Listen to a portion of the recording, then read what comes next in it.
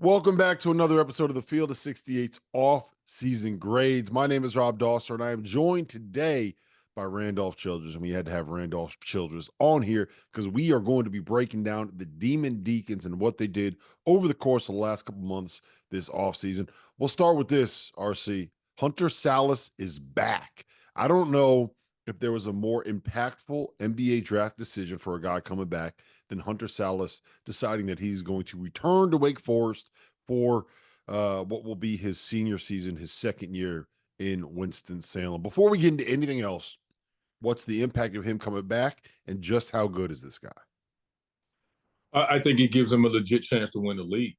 I think we all acknowledge it was a surprise. I don't think anyone expected him back. And from judging by their recruiting, they probably say they felt that way. It looks like they wasn't sure initially with the amount of guard and backcourts guys that they signed. And for him coming back, it just gives them a due. Most times you don't have an all-conference year, an all-American type of year, and get that guy to come back. So, honestly, and I say this even in Wake, a lot of schools, they're not the biggest spenders in college basketball as well. And credit to them for figuring out and everyone that supports them to get that done, because you hear things about Hunter Sallis and his recruitment. I knew other coaches in schools that were recruiting him, and they were coming after him hard, man. So credit to Coach Forbes and his staff, and to the Deacon Nation, man. I'm happy for him that he's back, wearing the black and gold, and I expect him to have a heck of a year. Break down his game. Break down his game for us. You know what? He's a scorer, man. I think he's wired to score. He's played some combo. I think he'll shift more to the point this year. You were hearing that's part of what he wanted to come back to school and do. And that adjustment, I don't think it'll be the easiest thing. Coming down, bringing the ball down the court isn't, just being a point guard. I think guys think I want to have the ball in my hands. I think it can be a really good thing for the Deeks, because I thought one thing they struggle with is just closing. And I think he's an efficient guy. You're talking about really, really efficient player. Putting the ball in his hands is never a bad thing. I think one of the most underrated aspects of his game is just being able to get to his spots, know what he is. You can't speed him up. 3-level score, but his efficiency is off the charts. But they're going to need him when it matters most. The ball needs to be in his hands in the last couple of minutes. This team has been right there to make the NCAA, and Hunter Sallis is a big part of that. And maybe sacrificing some of his scoring and reading the game a little bit, that's going to be the biggest adjustment, I think, for this team. They don't need him to score 20 a game again tonight. I think him transitioning to that point, or playing a lot of point guard for this team, is going to be, how well this team goes. He and another guy we'll mention here a little later, I think, is the key. But just getting him back, I think, puts them at the top of the conference play. I don't know if many teams has a returning guy that they know can just say, hey, I got 20 a game coming back. And I don't think any other team in this league has that.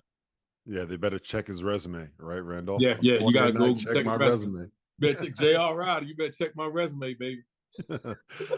So we got Tyler Johnson transferring in from Louisville. Cam Hildreth is back for his senior season. Juke Harris is a freshman coming in. David Cosby from Alabama, a shooter, and Parker Fredrickson is back. There are like 5 or 6 guys on this perimeter that are all deserving of playing high major minutes at this point. I think that this backcourt is about as good as you're going to find, not just in the ACC, anywhere in college basketball. They're loaded, and that's why I said what I said earlier. I was shocked the way it seems like the recruitment went. Obviously, as a coaching staff, you got to cover your behind. And it looks as though they just recruited, and it's like they hit the jackpot, they hit the lottery, and Hunter Sallis came back. They're loaded, and the chemistry in the locker room and everything, and their leadership will be tested, because all those guys will want to play. You don't transfer in not to play, and that's a lot of guys in the minimum amount of spots. Forbes' tendencies like to play big. He'll have some small ball moments with his 3 guards, but he likes to play. If he can get some size at that 3, he'd like to take advantage of that. Some of his better teams have been that way, but they're loaded at the guard spot. Their depth, like you said, their depth is as good as any team in the country, and I think they're going to surprise some people in the ACC this year. I really do. I think this is the year. It has to be the year for the Deeks, and they have some depth and talent. that point guard spot will be critical, I think, as Hunter transitions and what does Tyler Johnson bring. Yeah. So my biggest question with them, just kind of looking at this roster, and we'll get into the big guys in a second, but it's whether or not there's going to be enough floor spacing, right? Like Tyler Johnson is not a guy that's known as a shooter. I think he shot under 20% from three last year at Louisville. Hunter Sallis, yes. Cam Hildreth, yes. Parker Fredrickson, yes. But if you're playing a point guard that can't really shoot alongside two bigs, where I mean you don't have Andrew Carr back this year, that's my big question: is are there enough shooters? And if Forbes is going to play big and going to insist on playing two bigs together, will there be enough space for these guys to operate? I think he'll play. He plays. He spreads the floor. Creating offense isn't an issue for this group, but I do understand what you're saying. Ferguson is a shooter. I think Cam makes shots when he needs. I think you'll get enough scoring. They do a really good job of that. Like you said, when we get to their front court, I think that's going to be the key to how successful this team is and how far they go. But if you're a guard, Steve Forbes is a person you want to play for. He's going to let you go. Mm-hmm. And so getting the opportunity with all of these guys, there's just so much depth. If they can just all pull the rope in the same direction, like I said, there's no night off for this group. They're super, super talented. Again, I think the front court will be that point guard spot. How does that work out with Hunter Sallis sliding there is big. And then, if you have to come in with Tyler Johnson, it's not a shooter, really quick. It shrinks the floor a little bit. Finding those combinations, those are great problems to have. There's plenty of teams in the country. We're sitting here in the early part of the year, in the summer, talking about these teams, and I think he'll figure that out. But the depth is unmatched. Who sacrifices is the biggest key for that backcourt because they're just loaded. I mean, they're depth and they're loaded. They're talented. You got a proven thing. We talked about it in Hunter, but Cam Hildreth, he gets healthy this year. Let's see what he does. Let's see if he takes another step. Fredrickson is just a shooter. We know that's what he is. Maybe he can get maybe a 1 or 2 dribble pull up. They don't really like that guys pulling up mid-range games, but threes, he can get that. He may get open looks. I think the biggest jump on this team will be perimeter, be defensively. Who takes the mantle defensively and wants to guard somebody else? We know this team can score. My question with them is going to be on the defensive end of the floor. Yeah, so they lost Boopy Miller, and I think they've done enough to be able to replace that production at the point guard spot. Andrew Carr is the big one for me because I thought that him and Efton Reed were kind of like that perfect combination of you got one big guy that's maybe a little bit more paint oriented, and you got another big guy that's a little bit more perimeter oriented, and they just worked really well together. Javon Spillers and Efton Reed, it feels like they both kind of operate in those same areas, right? And I'm curious to see how that'll work out. Well, we're going to talk about Omaha Blue here in a second, but I do think that Spillers and Reed are the two guys where you got to find a way to be able to make it work. I don't think they're going to miss Boopy all that much. I think they're going to miss Andrew Carr.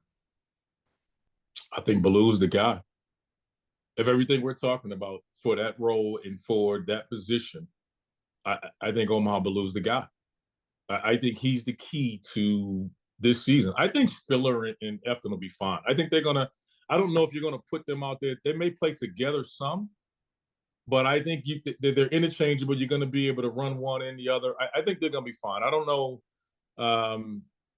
with that rotation, but for what you're saying from Carr, his ability to space, play inside and out, I think there's only one guy on this roster that fills that role, and that's Omaha Blue. And in my opinion, I think he is the key to how well this season goes for this team. And if he takes the jump, in Forbes' system, the way Hunter Sallis did, then look out.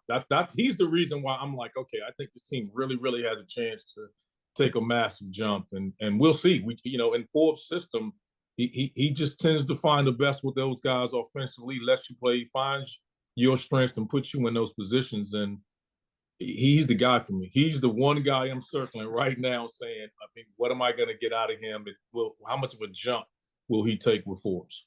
Yeah, that's, it's either a great sign for me or a terrible sign for you because great minds think alike. And I have written down for the X factor for this year's team is who is the 4-man? Like I think Omaha is probably the guy that gives them the highest ceiling, right? And you mentioned defensively a little bit earlier.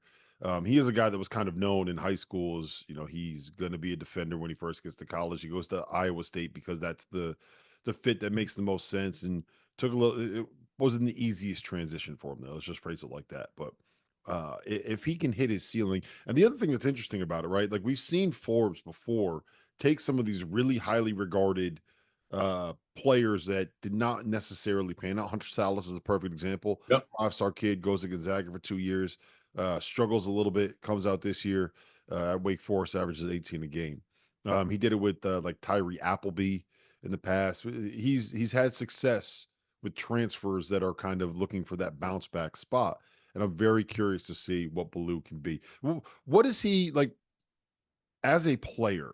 You know, you saw him when he was playing on the EYBL. You saw him when he was playing at Iowa State. Well, when if he shows up as the guy that we think that he could be, what kind of player is that? What kind of impact does he have? I think he can have a hell of an impact because there's no pressure on him, right? He has this talent around him. And the freedom that he's going to get, I mean, with Forbes, you're going to have to play without the ball. You know, no one really dominates the ball in the system. The ball moves, it pops. You know, he encourages his guys. He lets you play, man. I'm telling you, if he's a fun guy to play for on the offensive end. And like you said, he comes in with this defensive, his reputation, Baloo's reputation was that. And he'll help this team take a step defensively is what they need. I think offensively, he just needs to play. He doesn't have those heavy expectations. The guy is Hunter Sallis. He takes all that pressure off these guys. You know, he got Efton inside. He's going to do all the dirty work. The rest of these guys just need to come in and hoop and just play. Worry about defending and play. But he is the key because of his size. I think that, you know, like you said, the biggest thing they're going to miss is Carr, his versatility. They went to him a lot of times, depending on his matchup. He's a big guy that stretched you. You try to put a smaller guy on him coming out of an OTA. They post him up, punish you inside. He would score inside.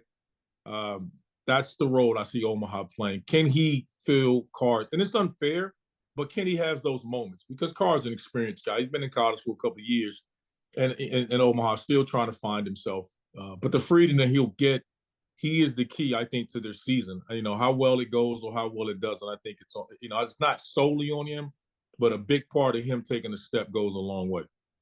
Yeah, so I think in the ACC, I don't know if you agree, but I talked with Tio about this last week. I think that it's Duke and then kind of everybody else, but the everybody else is better than it's been the last couple of years. I think North Carolina is like top 25 good. I just saw Louisville for a couple of games in the Bahamas. I think that they are like top 20, top 25 good. I think this Wake Forest team is like top 20, top 25 good. I don't think outside of Duke there's anybody, there's probably 4, 5, maybe 6 teams that I could see finishing second in this conference. I think you throw Virginia in that conversation as well. And I might be missing someone, so please don't yell at me if I forgot to mention them. But I think Wake Forest is right there in that mix. I could see them finishing second in this league. I think they have the firepower to do that. I won't argue against you. And I think the league is better than it's been in the years past because I don't think there's anybody at the bottom you're just going to enjoy playing. You know, I think all these teams are better. You know, we've seen, I thought that the league itself crushed it last year with their coaching hires. I think all those guys came and did a hell of a job. And then you start this offseason with Louisville and, you know, and what they've done. I mean, that turnaround is just incredible for what they've been able to do. So having said that, I think the Deeks are right there. I think Virginia, I can't, until someone proves me wrong, until something happens, I'm never. If Tony Bennett can finish third in his league with the group he finished with last year, you know, with their turnaround, I still put Tony Bennett up there. Like you said, Carolina's top 25 at Louisville. There are no gimme games. The league, they'll beat themselves up this year more than ever. But I think the Deeks are in that upper echelon, and I'd be shocked and disappointed if they finish outside the top, you know, 4 or 5 teams this year. But this is the year I think they need to push and be at the top. No doubt about it. They don't need to hover around the middle. They have to take a step this year. Yeah. So it's tournament or bust this year, right? Like yes, if you're Forbes, you got to get there. Absolutely. It has to. It's just time. It's just say what we want. There's no throw all the, I don't care about excuses. No one cares. I know Forbes doesn't care. It's just time. It's for the fans of Duke as an alum. It's just time. This team is good enough. This isn't a team that's been, you look at some poor. If Hunter Sallis had left and not come back, then I would be like, all right, we got to wait and see. With Hunter Sallis there, they're the one team I think. Even we say about Duke, they got a guy that's proven in college basketball. That's a bucket, is experienced. They got their leadership, everything, every box check. This team has depth. It's just time for the Deeks to make the tournament. So it is, without question, it's tournament or bust for this team. Yeah, and they've been close before. It's not like they haven't been good. They won 25 games in 2022 and went to the NIT. They won 19 games in 2023 and went to the NIT, and they won 21 games this past season and went to the NIT. He hasn't had a losing record in the ACC since his first year and has not made the tournament yet. So I think this is the year that it happens. I think this is the year that it needs to happen for a lot of different reasons, but I think Forbes gets there. All right, give me your off-season grade. How did Steve Forbes do putting together this roster? And I guess you got to factor in the fact that he brought back a potential first team All-American. I think you got to give him an A plus for that. I mean, I thought the recruitment dictated Hunter wasn't coming back, and I think just getting a player like that back at Wake Forest, because if Hunter Sallis goes out in the open market, I mean, he writes his own check. And credit to Forbes and everyone involved in getting that done. So just that alone, but adding Spiller and Tyler Johnson, Crosby is another guy that come in. We expect him to knock down shots, and Baloo, we know what he could be. Can he take a step? So I like the length. I like the athleticism of this group. I think they'll put it together. I just think this got to take a step. I think the biggest adjustment for this group is, will it be on the defensive end of the floor? But I love it. I give them an A plus. I thought they had a hell of an offseason. And they need to, because it's just time for the Deeks to make the NCAA tournament. So I went with I'm with you. I thought it was really good. I went with an A minus just because I think that they, like you mentioned, they focused on kind of rebuilding that backcourt as opposed to, once they got Hunter back, they kind of, to me, you're just missing a stretchy four man, right? If you're bringing some kind of stretchy four guy, I think that I would give them an A plus, but you brought in a couple guys at that four spot that kind of do the same thing, whether it's Churchill or Bass, Right. whether it's Omaha Baloo, or whether Baloo. it's that you got guys that don't really space the floor. When you got a 5 man that doesn't really space the floor, that's my only criticism. But I feel like I'm picking nits there. I think that they're a top 25 team. I think they're going to be in the tournament, and I think that they will. You know what I'm hoping for? I'm hoping there's always a game, right, where Wake Forest in Winston-Salem beats one of the top teams in the ACC. And I think this year it's going to be Duke. And I haven't seen the schedule yet, so I could just be talking out of my ass here. But I'm hoping that ends up being like a late February. They're a game back in the ACC race, and they get Duke at home, and they beat them, and all of a sudden it becomes a race for the regular season title. So I would not be surprised to see that happen. Listen, Randolph, it's been a pleasure, man. I think we're both high on the Demon Deacons heading into this season. There are about 45 of these off-season grades episodes in the queue on the Field of 68 YouTube channel. Make sure you go there, check it out. We'll be back.